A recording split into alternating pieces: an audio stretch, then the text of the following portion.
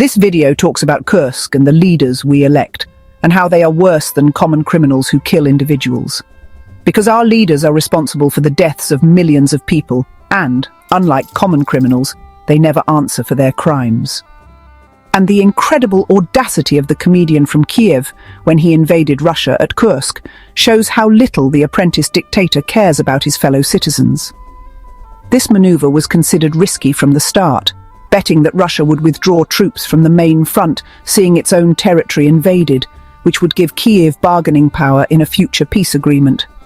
Such an idea, which obviously didn't come from Zelensky's brilliant military mind, but from one of the psychopaths around him, was put into action last summer and, as expected, is a military failure and has already cost the lives of thousands of Ukrainians, which doesn't seem to worry their leader.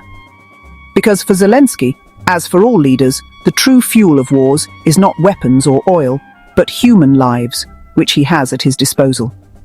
Because at this very moment, the Ukrainian army, or what's left of it in Kursk, is surrounded by Russian forces, which are leaving them only a small corridor to escape.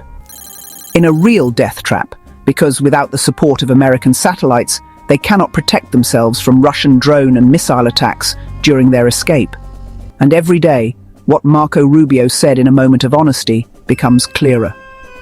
Recognizing that this is a proxy war for power, a war in which two powers are using intermediaries to fight it.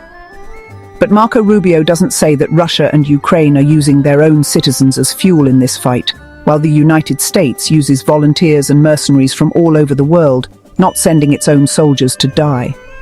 Marco Rubio also forgets to say that Ukraine is on the border with Russia. And from here, we could, for a moment, in an exercise of imagination, think of something similar in the opposite direction.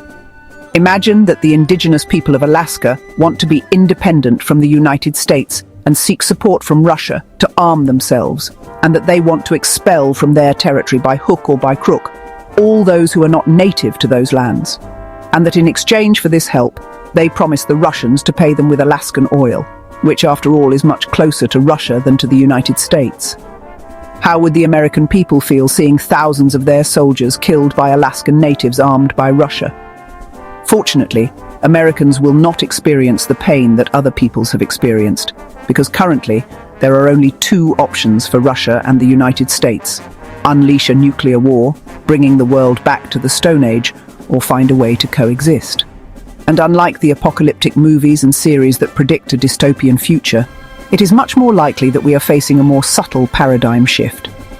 Let's remember that the Roman Empire had a slow and gradual fall, and that Constantinople, its last representative, resisted for centuries. We probably won't live long enough to see the end of this change, but it seems clear that the American empire is in decline. And if we add to this the rise of conservatism, which should put an end to communist hypocrisy around the world, and the decline of the Jewish lobby's influence on the American government, thus ceasing to be a puppet of Israel, the world should be better off. Even though many take a morbid pleasure in always imagining the worst, I hope they are wrong. Good luck and good health to all.